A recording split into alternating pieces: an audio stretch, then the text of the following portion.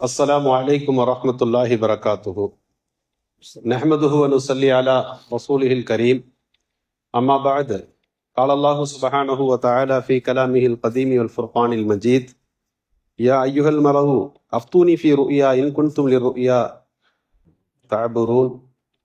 صدق الله المولانا العظيم. قال نبينا صلى الله عليه وسلم: ما أنزل الله داء إلا أنزل دواء أو كما قال عليه الصلاة والسلام. எல்லா புகழும் ஏக வல்லவனாகிய அல்லாஹ் ஒருவனுக்கே. அளவிலா கருணையும் கிருபையும் அண்ணல் எம்பெருமானார் முகமது ரசூலுல்லாஹி ஸல்லல்லாஹு அலைஹி வஸல்லம் அன்னவர்கள் மீதும், அன்னாரின் அடிவற்றி அவர்களின் வழியை அடிவற்றி வாழுகின்ற நம் அத்தனை பேர் மீதும் அல்லாஹுவின் அருள் என்றென்றும் நின்று நிலவட்டுமாகுக. புனிதமான ரமலான் மாதத்தினுடைய 18வது தராவியை நிறைவு செய்துவிட்டு நாம் எல்லாம் அமர்ந்திருக்கிறோம். புனித ரமலானிலே நாம் நோற்ற நோன்புகள், தொழுகைகள், நாம் செய்யக்கூடிய துவாக்கள் அத்தனையும் அல்லாஹ் அங்கீகரித்து ஆண்டாண்டு காலங்கள் தொடர்ந்து புனித ரமலானை அடைந்து நல்லமல்கள் செய்கின்ற நல்ல பாக்கியத்தை அல்லாஹ் நம் அத்தனை பேருக்கும் நிறைவாக தந்தருள் புரிவானாக. மேலான அல்லாஹுவின் நல்லடியார்களே, இவ்வுலக வாழ்க்கையிலே ஒரு மனிதன் பல்வேறு பிரச்சனைகளை எதிர்கொள்ளுகிறான். பிரச்சனைகளே இல்லாத மனிதன் என்று உலகத்திலே யாரையும் சொல்ல முடியாது. சின்னதோ பெரியதோ அவரவர் தகுதிக்கு ஏற்ப பல்வேறு சிக்கல்களிலே பிரச்சனைகளிலே இருக்கிறார்கள். ஆனால் பிரச்சனைகளை மட்டும் பேசிக்கொண்டிருக்காமல் அதற்கான தீர்வுகளை நோக்கி நாம் நகர வேண்டும். காரணம் என்னன்னா, பிரச்சனை மட்டுமே சிந்தித்து கொண்டிருந்தால் அந்த மனிதனுடைய மனம் பேதலித்து போய் ஒரு கட்டத்தில் அதன் விளைவாக உடல் சோர்வடைந்து பல நோய்களுக்கு அந்த மனிதன் ஆளாகி விடுகிறார். அதுவே பெரிய பிரச்சனையாகி விடுகிறது. இஸ்லாம் என்ன கற்றுக் கொடுக்கிறது என்றால், எந்த பிரச்சனையாக இருந்தாலும் அதற்கு தீர்வுகள் இருக்கின்றன. அந்த தீர்வுகளை நீங்கள் சிந்திக்க வேண்டும். ஒன்று நமக்கு தெரிந்ததாக இருக்கும், கொஞ்சம் யோசித்தால் அதற்கான தீர்வுகளை நாமே கண்டுபிடித்து விடலாம், இல்லையா? தெரிந்தவர்களிடத்தில் கேட்டு அதற்கான பிரச்சனைகளுக்கான சொல்யூஷன் என்ன செய்ய வேண்டும் என்பதை நாம் தெரிந்து கொள்ள வேண்டும். நபிகள் நாயகம் ஸல்லல்லாஹு அலைஹி வஸல்லம் சொல்லுகிறார்கள், அல்லாஹ் நோயை இறக்குனா அதற்கான மருத்துவத்தையும் இறக்கி இருப்பான். அல்லாஹ் ஒரு நோயை தந்தான் என்றால் அதுக்கு மருந்தே இல்லை என்று நாம் சொல்ல முடியாது. நாம் கண்டுபிடிக்கவில்லை. இன்றைக்கு ஏதோ சொல்லுகிறார்கள், எய்ட்ஸுக்கு மருந்து இல்லை என்று சொல்லுகிறார்கள், கேன்சருக்கு மருந்து இல்லை என்று சொல்லுவார்கள். ஆனால் நாம் கண்டுபிடிக்கவில்லை என்பதுதான் உண்மையை தவிர, ஒரு பிரச்சனையை அல்லாஹ் தருகிற போது அந்த பிரச்சனையோடு சேர்த்து அதற்கான நிவாரணத்தையும் தீர்வுகளையுமே சேர்த்து கொடுத்திருக்கிறார். திருக்குரானில மகத்தான் ஒரு சூரத்துல் யூசுப் பல்வேறு படிப்பினைகளை அதுக்குள்ளே வைத்திருக்கிறான். அதுல உள்ள ஒரு வசனம் தான் இது. எகிப்து நாட்டுடைய மன்னர் ஒரு கனவுகள் காணுகிறார். அந்த கனவிலே மெலிந்த 7 மாடுகள் கொழுத்த 7 மாடுகளை சாப்பிட்டு விடுகிறது. இது மிகைத்து விடுகிற இந்த ஒரு காட்சியை பார்க்கிறார். 7 மாடுகள் கொழுத்தவை, 7 மாடுகள் மெலிந்தவை. இந்த கனவுக்கு என்ன விளக்கம்? யா அய்யுஹல் மலஉ அஃப்தூனி ஃபீ ருயா இன் குன்தும் லிர்ருயா தஅபுரூன். மக்களே, கூட்டமே, மந்திரிகளே, என்னோடு இருப்பவர்களே, நான் கண்ட இந்த கனவுக்கு எனக்கு விளக்கம் சொல்லுங்கள் என்று கேட்கிற போது மக்கள் சொன்னார்கள், சிறையில யூசுப்னு ஒருத்தர் இருக்கிறார், அவர் எல்லா கனவுகளுக்கும் சிறப்பான முறையில அதற்கான தாத்பரியங்களை சொல்லிக் கொண்டிருக்கிறார் என்று சொல்லி யூசுப் அலைஹிஸ்ஸலாத்திடத்திலே வந்தபோது அவர்கள் சொன்னார்கள், எகிப்து தேசம் 7 ஆண்டுகள் பஞ்சத்தில மூழ்க போகிறது, பீடிக்க போகிறது என்று சொல்லிவிட்டு அவர்கள் சொன்னார்கள், என்னை நீங்கள் உணவு மந்திரியாக நியமித்தால், என்னை நீங்கள் பொறுப்புதாரியாக ஆக்கினால் அந்த பஞ்சகாலங்களை எப்படி நாம் சமாளிப்பது என்கின்ற தீர்வை நான் உங்களுக்கு தருவேன் என்று ஹஜ்ரத் யூசுப் அலைஹிஸ்ஸலாம் சொல்லி அந்த பதவியை ஏற்றார்கள். அந்த பஞ்சகாலங்களை அவர்கள் சமாளித்தார்கள் என்று குர்ஆன் சொல்லுகிறது. இப்ப எந்த பிரச்சனையாக இருந்தாலும் அதற்கான தீர்வுகளை அல்லாஹ் வைத்திருக்கிறான். அந்த தீர்வுகளை நோக்கி நாம் நகர வேண்டும். திருக்குர்ஆன் நம்மிடத்தில் இருக்கிறது, ஹதீஸுகள் இருக்கிறது. திருக்குர்ஆன் ஹதீஸிலிருந்து தொகுக்கப்பட்ட லட்சக்கணக்கான ஃபிக்ஹ் கிதாபுகள் இருக்கிறது. ஃபிக்ஹ் கிதாபுகள்னா நடந்து முடிந்ததற்கு பதில் சொன்னார்கள் என்பதல்ல. என்னவெல்லாம் நடக்க இருக்கிறதோ, வாய்ப்பு இருக்கிறதோ, சாத்தியம் உண்டோ, இப்படி ஒரு பிரச்சனை நடந்தால் இதற்கு என்ன தீர்வு, ஹஜ்ரத் அபூ ஹனீஃபா ரஹ்மத்துல்லாஹி அலைஹி உட்பட அவர்களுடைய தோழர்கள் அமர்ந்து யோசித்து யோசித்து எழுதி கொடுத்திருக்கிறார்கள். எழுதப்பட்ட எல்லா சட்டங்களும் நடந்து முடிந்தவைகளுக்கான தீர்வு என்று நாம் முடிவெடுக்க கூடாது. என்னவெல்லாம் வருமோ அதற்கெல்லாம் தீர்வு அங்கே இருக்கிறது. அவ்வளவு விரிவான ஒரு மார்க்கத்தை, தீர்வுகளை கொண்டவர்களாக நாம் இருந்து கொண்டிருக்கிறோம். நபிகள் நாயகம் ஸல்லல்லாஹு அலைஹி வஸல்லம் அவர்கள் ஹைபருக்கு ஒரு சஹாபியை பொறுப்புதாரியாக நியமித்திருக்கிறார்கள். அந்த ஹைபரிலிருந்து அவர் பெருமானார் ஸல்லல்லாஹு அலைஹி வஸல்லம் அவர்களுக்கு பேரித்தம்பழங்களை வாங்கி வருகிறார். தரமான பேரித்தங்களாக, கனிகளாக அவைகள் இருக்கிறது. அதை பார்த்துவிட்டு நபிகள் ஸல்லல்லாஹு அலைஹி வஸல்லம் கேட்கிறார்கள், குல்லு தமரி ஹைபரின் ஹாக்கதா, ஹைபர்ல இருக்கிற பேரித்தம்பழங்கள் எல்லாம் இது போல தரமானது தானா என்று கேட்டார்கள். அப்ப அந்த சஹாபி சொல்கிறார்கள், இன்னா நஹுது ஸாஅ மின் ஹாதா பிஸாயின், 2 மரக்கால் மட்டமான கோதுமை அந்த பேரித்தம்பழங்களை கொடுத்து விட்டு தரமான ஒரு மரக்கால் கோதுமை வாங்கி வந்திருக்கிறோம். அந்த தேசத்துல ஹைபர்ல எல்லா வகையான பேரித்தம்பழம் தான் இருக்கிறது. மட்டமான பேரித்தம்பழத்தை கொடுத்து விட்டு தரமான பேரித்தம்பழத்தை கம்மியாக வாங்கி வந்திருக்கிறோம். 2 மூட்டை அரிசி கொடுத்துட்டு நல்ல மூட்டையா 1 மூட்டையை வாங்கி வர மாதிரி, தரம் குறைந்ததை அதிகமாக கொடுத்து விட்டு தரமானதை கம்மியாக வாங்குவது. நபிகள் ஸல்லல்லாஹு அலைஹி வஸல்லம் சொன்னார்கள், இதை கேட்டு விட்டு லா தஃபால், இப்படி செய்யாதீங்க. ஒரே இனமாக இருந்து கூடுதல் குறைவாக வாங்குவதற்கு பேர் தான் வட்டி. அத்தமரு பி தமர், நபிகள் ஸல்லல்லாஹு அலைஹி வஸல்லம் சொல்லுகிறார்கள், கூடுதல் குறைவாக நீங்கள் பெற்றுவிட்டால் அது வட்டியாகிவிடும். இப்போது ரசூலுல்லாஹி ஸல்லல்லாஹு அலைஹி வஸல்லம் தடை செய்கிறார்கள். தடை செய்ததோடு விட்டுவிடவில்லை. ஒன்ன தடை செஞ்சா இஸ்லாம் அதற்கு மாற்று ஒரு சொல்யூஷன் தரும், வேறொரு தீர்வை அதற்கு கொடுக்கும். அப்ப என்ன செய்யணும்? நபிகள் ஸல்லல்லாஹு அலைஹி வஸல்லம் சொல்லுகிறார்கள், பிஇல் ஜம்ம பி தராஹின், மட்டமானதை எல்லாத்தையும் முதல்ல வித்துருங்க, திருகத்துக்கு பகரமா வீங்க, வித்து விட்டு சும்மத் பி தராஹிமி ஜனியா ஜனீபா, தரமானத அந்த திருகங்களை கொண்டு நீங்கள் வாங்குங்கள். பேரித்தம்பழத்தை கொடுத்து இன்னொரு பேரித்தம்பழத்தை வாங்கினால் அதிலே கூடுதல் குறைவு ஏற்பட்டால் அது வட்டியாகிவிடும். நீங்கள் மட்டமானதை விட்டுவிட்டு காசாக பெற்றுக் கொள்ளுங்கள். அந்த காசை கொண்டு நல்ல பேரித்தம்பழத்தை வாங்கினால் அது வட்டி அல்ல. நபிகள் ஸல்லல்லாஹு அலைஹி வஸல்லம் அவர்கள் பிரித்து சொல்லுகிறார்கள். ஒரு பிரச்சனையை தடை செய்கிற போது அதற்கான தீர்வை இங்கே காட்டி கொடுப்பதை பார்க்கிறோம். யம்ஹகுல்லாஹு ரிபா, வட்டி சார்ந்த அத்தனையும் அல்லாஹ் தடை செய்கிறான். அதற்கான அடுத்து மாற்று திட்டம், யம்ஹகுல்லாஹு ரிபா வ யுரிபு ஸதகா, தான தர்மங்கள், தொழில்கள், வியாபாரங்கள், இது அத்தனையும் அல்லாஹ் வளர்க்கிறான். இன்றைக்கு வட்டியில்லா கடன் திட்டம் இருக்கிறது. கடனை இஸ்லாம் ஊக்குவிக்கிறது, வட்டியை தடை செய்கிறது. மாற்று சொல்யூஷன்களோடு தான், மாற்று திட்டங்களோடு தான் ஒவ்வொரு தீர்வையும் இஸ்லாம் முன்வைப்பதை நாம் பார்க்கிறோம். நபிகள் ஸல்லல்லாஹு அலைஹி வஸல்லம் அவர்கள் பல நேரங்களிலே அவர்களுக்கு முன்னால் வருகிற பிரச்சனையை வெவ்வேறு விதங்களிலே கையாண்டார்கள். மாற்று வழிகளில் அதற்கான தீர்வுகளை கண்டார்கள். நாமெல்லாம் நேற்றைய தினத்திலே பத்ர் சஹாபிகளுடைய சிறப்புகளை எல்லாம் பேசியிருப்போம். அந்த பத்ர் போருடைய முதலாவது கட்டம், எவ்வளவு பேர் வந்திருக்கிறார்கள் என்று சஹாபிகளுக்கு தெரியவில்லை. எவ்வளவு பேர் வந்தாங்கன்னு கண்டுபிடிப்பதற்கு முயற்சி எடுக்கிற போது அந்த மக்காவாசிகளுக்கு தண்ணீர் ஊற்றி விட்டு வருகிற, தண்ணீர் சப்ளை செய்கிற 2 பேரை பிடிச்சிட்டாங்க. பிடிச்சு கொண்டு வந்து மிரட்டி அடித்து அவர்களை விசாரித்துக் கொண்டிருக்கிறார்கள். எவ்வளவு பேர் வந்திருக்கிறாங்கன்னு சொல்லுங்க என்று கேட்டுக் கொண்டிருக்கிறார்கள்.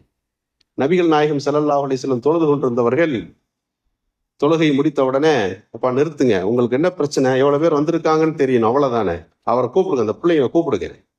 அந்த 2 பேர்த்தையும் இந்த பொடியர்களை அழைத்து, எப்பா அந்த மக்காவாசிகள் வந்திருக்கிறாங்களே, அவங்க சாப்பிட்றாங்கல்ல, சாப்பிட்றதுக்கு ஒட்டகம் இருக்கணுமா இல்லையா, எத்தனை ஒட்டகத்தை அறுக்கிறார்கள் என்று கேட்டார்கள்.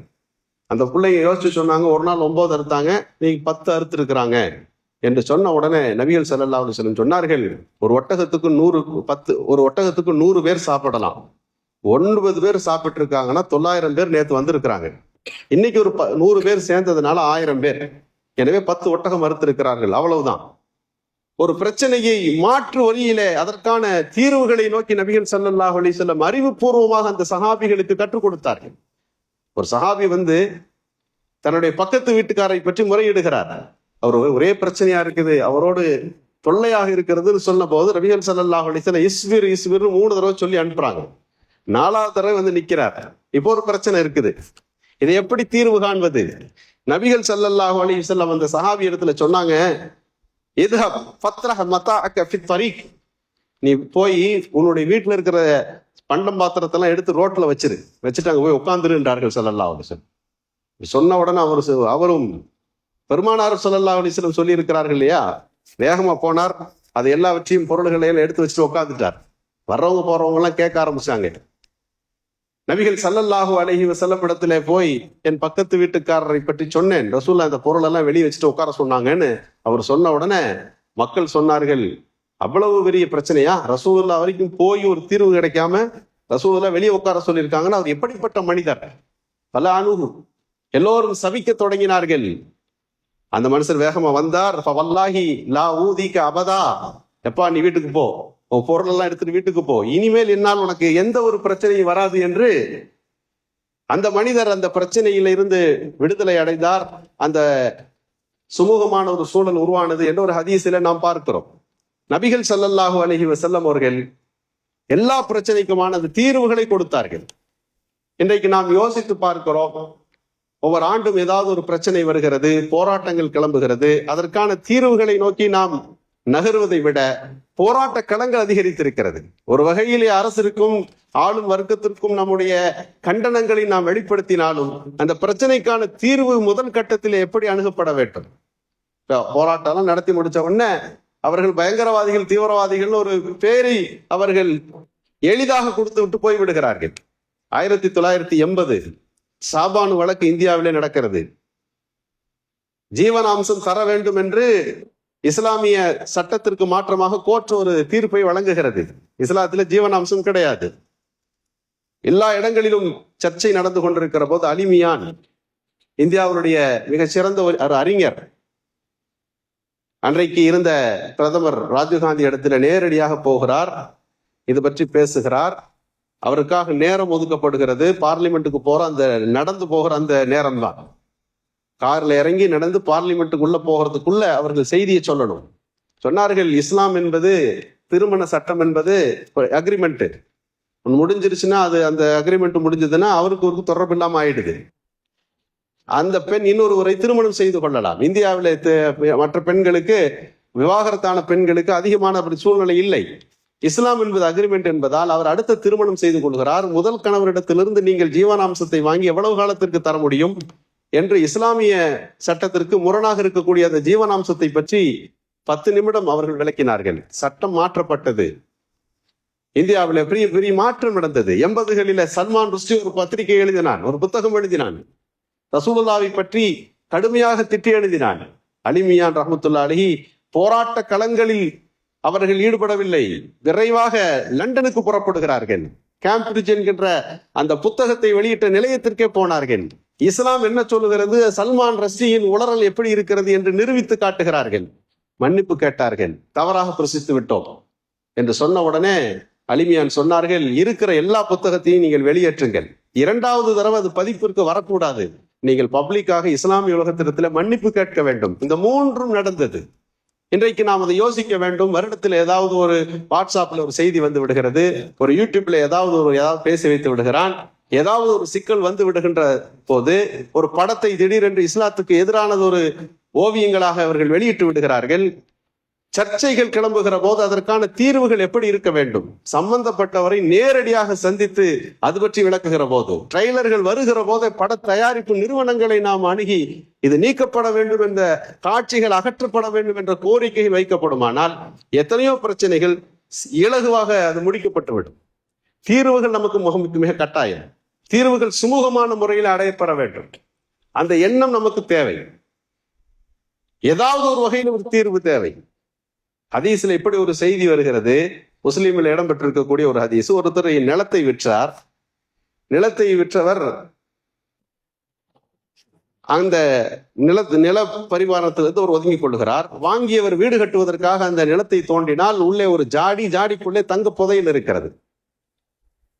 வாங்கினவர், நான் நிலத்தை தான் வாங்கினேன், இந்த ஜாடி எனக்கு தேவையில்லை, எனவே வீட்டுக்காரத்துல கொண்டு போய் கொடுத்தார். இந்த நிலத்துக்காரத்துல கொடுத்து, உன் நிலம் அது உனக்கு சொந்தம் என்று சொன்னார். அவர் சொன்னார், நான் நிலத்தையும் சேர்த்து விட்டு விட்டேன், நிலத்தையும் விற்றேன், அதற்குள்ள இருக்கிற பொருளையும் சேர்த்து வித்து விட்டேன், எனக்கும் அதற்கும் சம்பந்தம் இல்லை, வேண்டாம் வேண்டாம் என்று இங்கே சண்டை, இந்த பொருள் எனக்குரியதல்ல என்று சண்டை போட்டுக் கொள்கிறார்கள். இப்போது அந்த சூழல்கள் நாம் யோசித்து கூட பார்க்க முடியாது. அன்றைக்கு இருந்த காலம் மக்களின் ஈமானிய தரம் அப்படி. இது எனக்குரியதல்ல, இது எனக்கு வேண்டாம். ரெண்டு பேரும் வேண்டாம்னா என்ன செய்யறது? ஒரு நீதிபதி இடத்திலே சென்றார்கள். ஒரு சுமூகமான தீர்வு வேண்டும் அல்லவா? அவர் சொன்னார், லக்குமா வலதுன், உங்க ரெண்டு பேருக்கும் குழந்தைகள் இருக்காங்களா என்று கேட்டார்.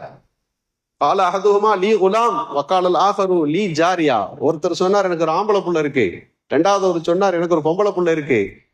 அந்த நீதிபதியாக இருந்தவர் பதில் சொன்னார், அன்கிஹில் குலாம் அல் ஜாரியா அன்ஃபகு அல அன்ஃபுசிஹிமா. அந்த தங்க ஜாடிய இந்த ரெண்டு பேருக்கு திருமணம் செஞ்சு வச்சு அவர்களுக்கு அன்பளிப்பாக அதை நீங்கள் கொடுத்து விடுங்கள், சர்ச்சை தீர்ந்து விடும். சர்ச்சையை தீர்ப்பதில ஏதாவது ஒரு வழிமுறை இருக்கிறதா?